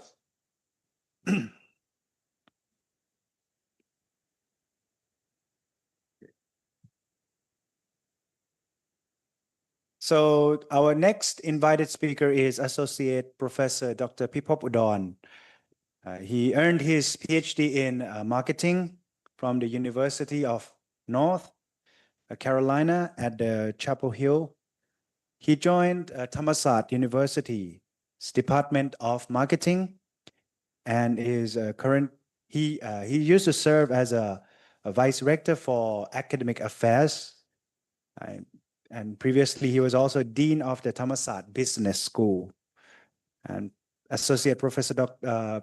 Udon is known for his significant research in consumer behavior and lifelong learning with publications including studies on consumer commitment and academic excellence in marketing education. So without further ado, I would like to turn over the stage to Ajahn Pipop Udon. Sir. Namaste, Venerable monks, the executive and management of the university, director of the Language Institute, the executive and management of the institute, faculty members, staff, students, and distinguished guests. Good morning to you all. I hope you can hear me clearly. I'm talking with you from Chengdu in China, where I experienced firsthand how AI on the mobile device helped my team communicate with the Chinese locals at the airport, restaurants, and shop. So imagine in a near future, you can talk to anyone in your own language, but everyone will actually hear you in their own language. You can go to an international conference and speak in Thai, but the Chinese would hear you in Chinese. Cambodian would hear you in Cambodian language, and Norwegian would also hear you in their Norwegian language. And you can transform your script of speaking in Pali into an English-speaking script in a heartbeat. So that's the role of AI in our global communication in the very near future. All those are not without cautions. However, that's why my talk with you today will explore three parts: opportunities, challenges, and moving forward. But let me first say that it is a great honor to be with you all today, to speak on a topic that is not only timely, but very transformative, because the role of AI in the past few years, we have seen AI technology moving into our classrooms and in our daily life. So I'm speaking to you as an educator at Thammasat University, where we have been issued a guideline for using AI in classrooms, in research, in assignment, and in homework, in a sense that we don't ban our students from using them in classroom. We encourage students and faculty members to use AI in their class. And we issue guidelines on what to do and what not to do, and how to do it more effectively. So in terms of AI in a specific context of learning language, actually we should talk about languages, meaning that it's not only limited to English, but in any languages across the world. And I can see that there are participants in this conference from all over the country. And I saw one from Boston, in the US as well. So it is a very good opportunity to speak with you all. So let me start with a basic definition of what we mean by AI. When we talk about AI in language education, we basically talking about a system that actually can understand natural language of a human, meaning that we don't have to do coding. We can talk to them using our daily language. And then the AI with the machine learning algorithm would understand what we talk to them. They have the capability to process our speaking and then respond to us, and in a very human-like kind of style. And particularly for the language education and training, they must have an assessment tools to help the learner evaluate their progress in language education. And you can see that a lot of people already use it for their language skills development. You can use, like Duolingo. You can use Google Translate, Grammarly, ChatGPT, and many other tools that are available to use, both for free and for minor fee, meaning that sometimes you have to pay a subscription fee, which is not very expensive at all. So that's the basic understanding of what AI can help us in terms of training or improving our skill in language. Now let's talk about opportunities. I will talk about 5 opportunities and 5 challenges that are facing us when we come to use AI in the language education. So let's begin with the opportunities. I think we have to think of AI. If you are a faculty member, AI would be your teaching assistant. AI can be your research assistant. And if you are students, the AI would be your friends, your tutors. And if you are an executive of any institute, the AI could be your speech drafter, could be your editor, could be your assistant, as well as your friends as well. So how do we use AI in the classroom if we are faculty member as well as the management of education institute? First, very important that we can personalize learning at a very large scale, meaning that we can design lessons, practices for each individual students. They don't have to study the same lessons. They don't have to have the same assignments or homeworks. These can be personalized according to their capability in language. Some people are more advanced, some people are less advanced, some people have certain skill with writing, some people are better at speaking and listening. So everyone is so different in terms of their language capability. And AI would help us to design more effectively what would be the lesson learned and the assignments and the homework for each individual students. So everyone can move at their own pace, okay? So people who are good at certain things can move quickly on that without, having to hold them back to wait for their fellow students. So that's the first part. With AI, we can first evaluate the stage of each student and then design the lessons, the path, that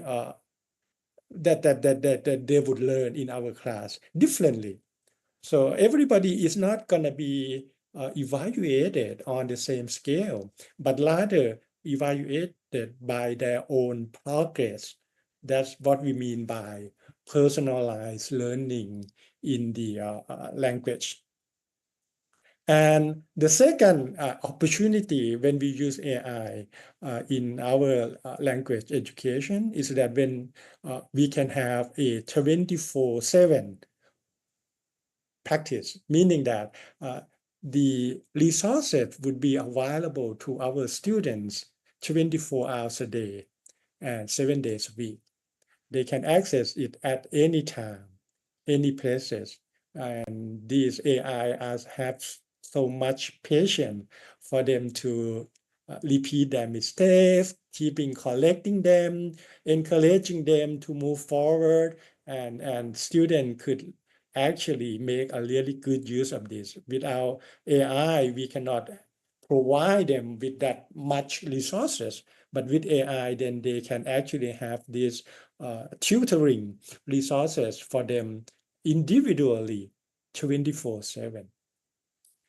The third opportunity for using AI in language education is what we call the immersive and interactive learning environment, in a sense that we can design different situations, we can make them understand the language in a good context, because we don't want them or anyone, not only students, we don't want anyone to study language as a language, but language as a means for communication. So you have to understand the history, the context, the culture, and the daily or lifestyle of the people that you talk to. And with the research capability of AI, we can actually provide that more properly for each and individual students. And the fourth opportunity is that we can provide each learner with an instant feedback, meaning that we can assign them writing assignment, speaking exercise, and any other assignments, and the AI would instantly or immediately give them feedback and guideline for improving. So that's what we can make good of AI. And the last point of the opportunities is about we can actually provide what we call inclusive education for everyone, meaning that even people with disabilities, in terms of their movement, in terms of their seeing, or any people who have less resources, not a lot of money to come to school, we can actually have some online and AI available for their mobile devices, because nowadays mobile devices are getting cheaper and cheaper, and everyone can actually have one. And with that mobile device, they can access to this language training. So those are the major 5 opportunities by starting by personalized learning for every learner, 24/7 access for as a resources. So it's very convenient and it's not limited by time or place. And then we have better design for the immersive environment for the learner. We can have instant feedback, and we can have inclusive environment that everyone who want to study language can actually join. With those opportunities, we also have 5 challenges, not only 5 opportunities, but 5 challenges as well. The first challenge is about over-reliance on AI, and then we could lose the human interaction. And that could be a serious social problem in the future when we rely too much on technology and people interact with technology and ignore human interaction or social interaction. And that could create so many social problems. And we can see several violence in certain countries that are created by this lack of interaction. Because if you interact with technology only, then you lose your empathy for human feeling, to understand others, people, emotion, and how to respond to them more properly. And that's very, very can be very serious issue in the future. And there are research that demonstrated that when we use electronic media and social media, as the rate of using those increase, then the rate of social interaction actually decrease. These 2 interactions are in opposite direction. The more you use social media, the more social media is used in the society, the less social interactions become in the society as well. So that is one thing that we have to keep in mind. The second challenge is about the bias that is built in AI, meaning that when AI would respond efficiently or effectively based on the database, the data that have been feeding to them and train them, and inevitably that sometimes there are bias that built into the AI training. So we have to be aware that sometimes the AI could make a recommendation or suggestion that are not quite in line with the norm or certain culture of certain country or societies. So it is the responsibility of the management and the faculty members to test for the bias and make sure that they make the students aware of that too. The third challenge is about the privacy and surveillance of the data that has been shared or interact with the AI in a system.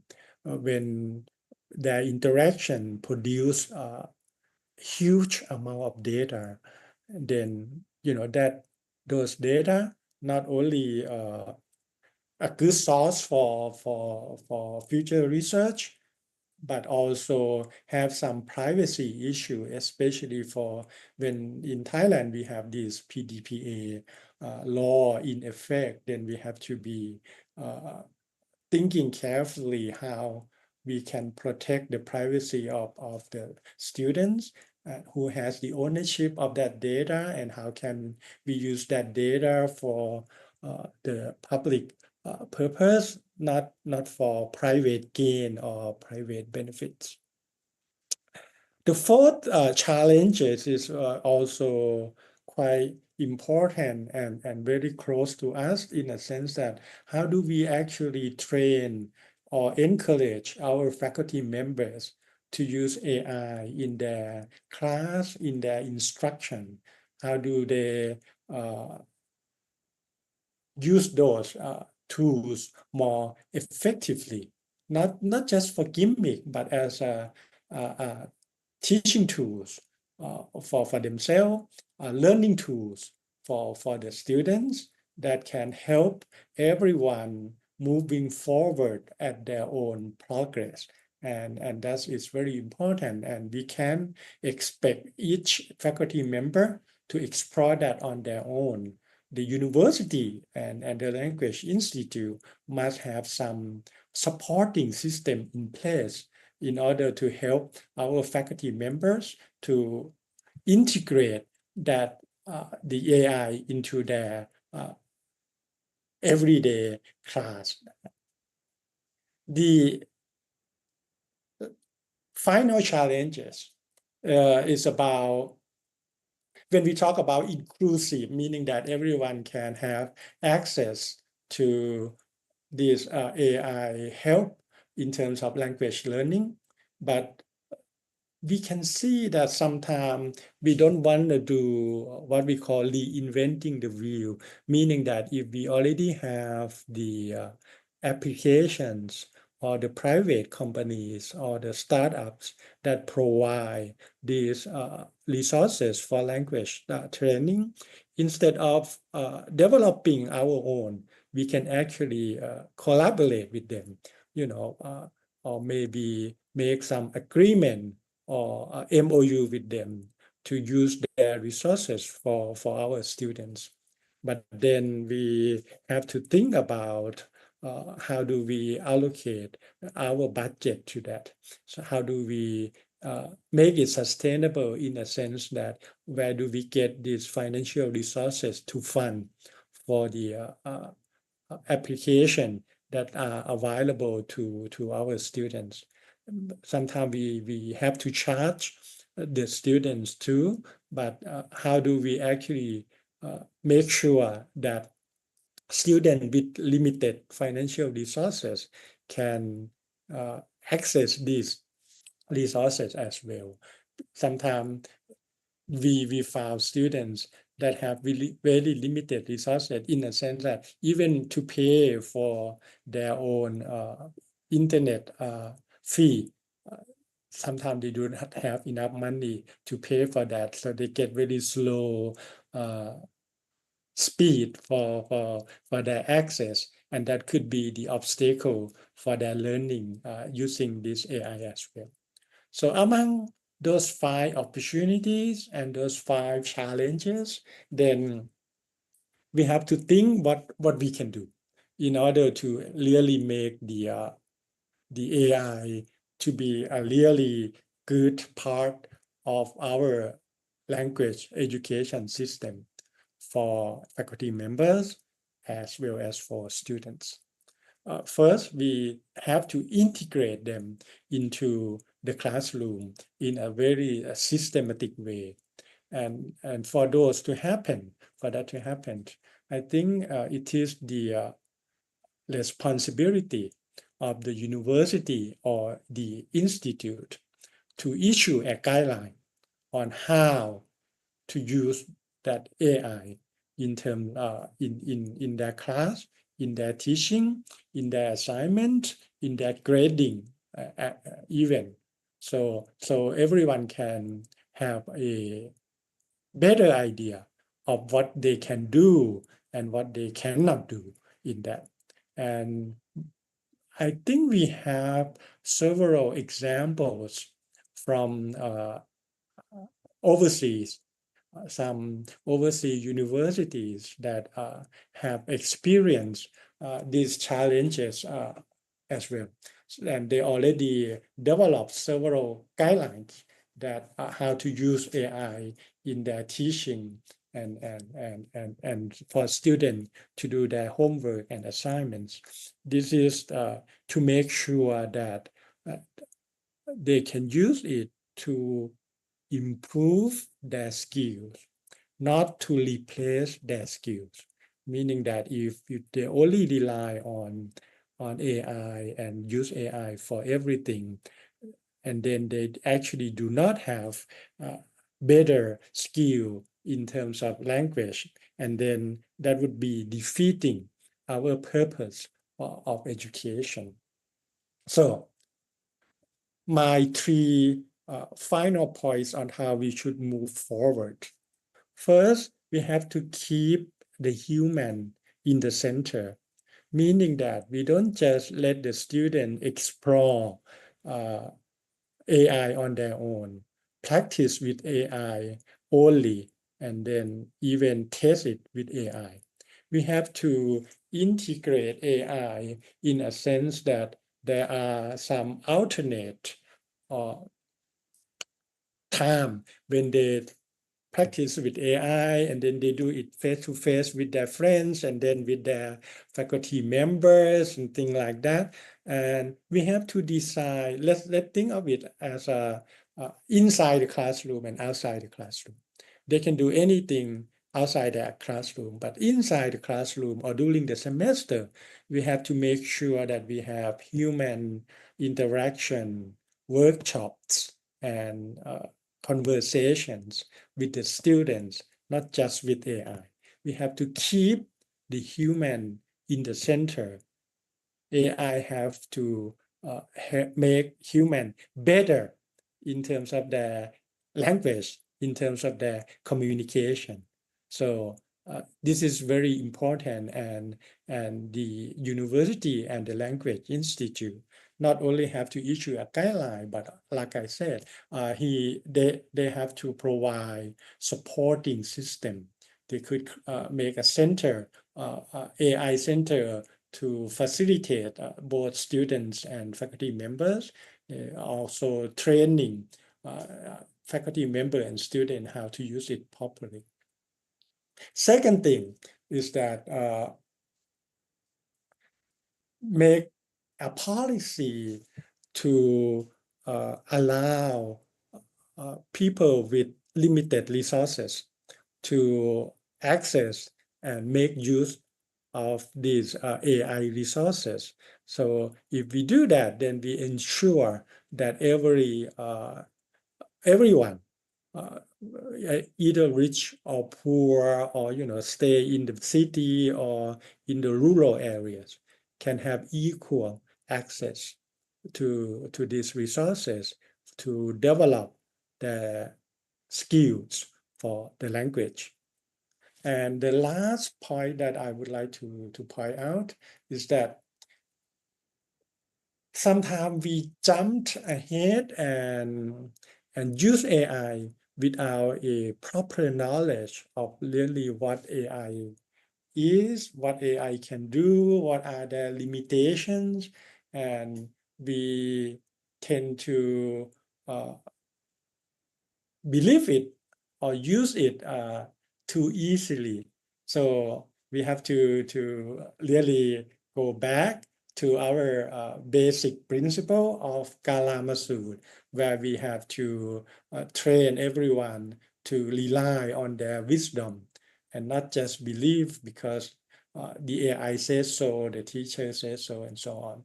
So this is in a sense, I meant what we should do is that we have to have a basic AI literacy course for our freshmen, especially the new coming students in their first year, to educate them about what AI is, what AI can do, and what should be aware of, should be cautious that the could be the danger that come with AI.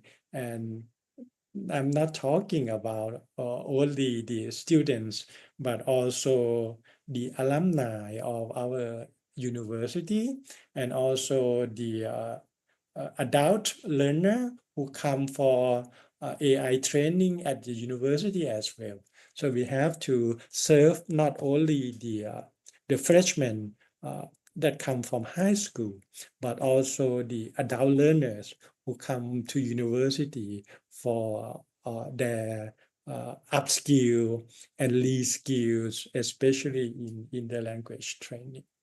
So in my conclusion, I would like to stress that AI is not a magic solution, but it can be a very, very powerful and useful assistant for both faculty members, for students, and for everyone who know how to use it. So you have to make use of it and really know how to use it. And in the future, like I said, the power of AI would create an environment where we can communicate with everyone in our own language, but they would hear it in their own language and respond it in their own language, but we would hear it in our language as well. That's what we call instant translation that gonna be happen very soon. But with that technology advancements moving that fast, it's even more dangerous for us to have what we call a miscommunication, because you can talk to people without understanding their culture, their history, their value in the society, their lifestyle. So we have to make sure that we embed it in our curriculum, or the students, the AI have to help them understand the historical roots of each country, nations, or culture, and make sure that they communicate with a firm understanding of the context of the culture of who they talk to, because otherwise then AI would not be helpful, but rather harmful to their development of the skills. So with that conclusion, I would like to thank everyone for joining this session, and thank you. Major thanks to the Language Institute for allowing me to be part of this international conference, and thank you so much. Satu, and thank you very much, Ajahn Associate Professor Dr. Pipop Udon from Thammasat University. Thank you for Dr. Pipop for your thought-provoking talk and the highlighting both the potentials and ethical considerations of using AI in education. And it was a really valuable talk, and I believe that the participants also got some key points about using AI and its ethical consideration. But thank you very much for delivering your talk in the role of AI, artificial intelligence in language education, opportunities and challenges. Thank you very much, Ajahn Pipopudon. Right now he's in China as well. He's live from China. Thank you once again. So this is the end of the morning session. But before we leave, I kindly request all the participants to kindly do the evaluation form that our staff has already sent in the message. Also, I forgot to ask everyone, if there are any questions related to this session, I kindly ask you to please raise your hands. Phante, I have a question. Of course, Ajahn. Dr. Thirawit, please go ahead. Okay, thank you very much, Phante. Thank you very much, Dr. Pipop, for your very valuable and very insightful presentation. You are now in China and you graduated from the USA. Okay, I would like to know your ideas about the AI application or advancement in China in comparison with the US AI. You have any ideas about that? Which one is more advanced, or they are in tough competition or something? Thank you. Thank you, Dr. Thirawit. It's a very good question. I actually have very limited knowledge to compare between China AI and also the development in the US.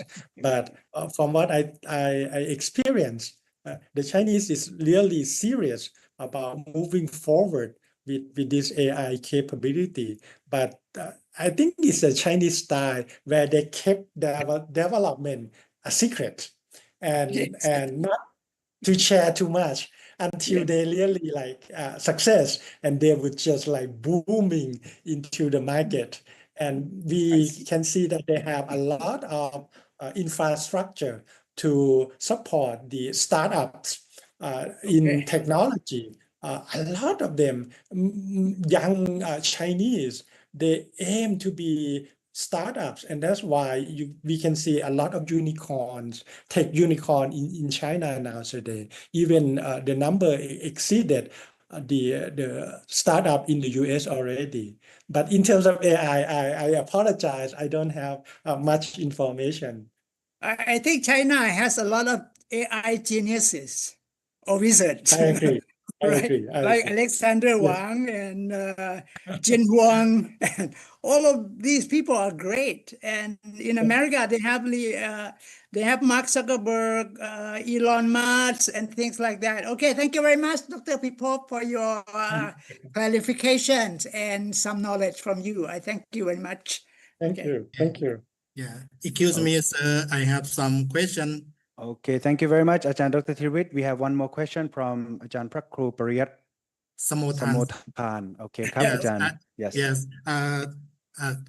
Excuse me, sir. I am Mcu Pariyat Samothan, doctor from Nakhon Ratchasima campus. So I have followed on your talk about the AI. It's much very important, like everyone we know now in the present.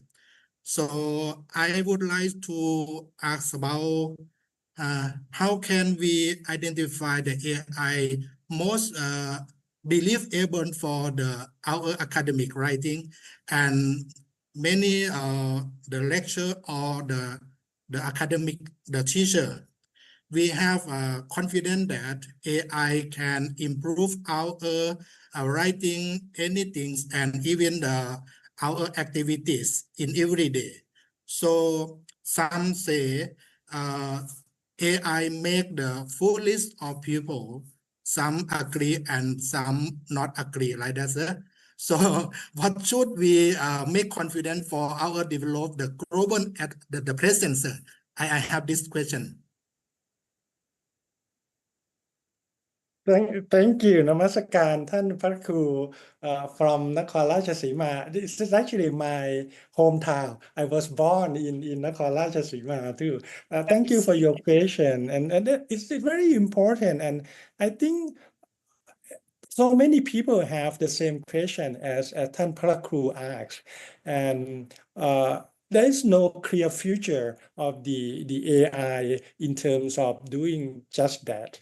So what we can be sure for now is that whatever we want to do, we can certainly use AI to help us, whether teaching, whether research, we can always use them to help, not to do it, not to replace us, not to do it instead of doing us.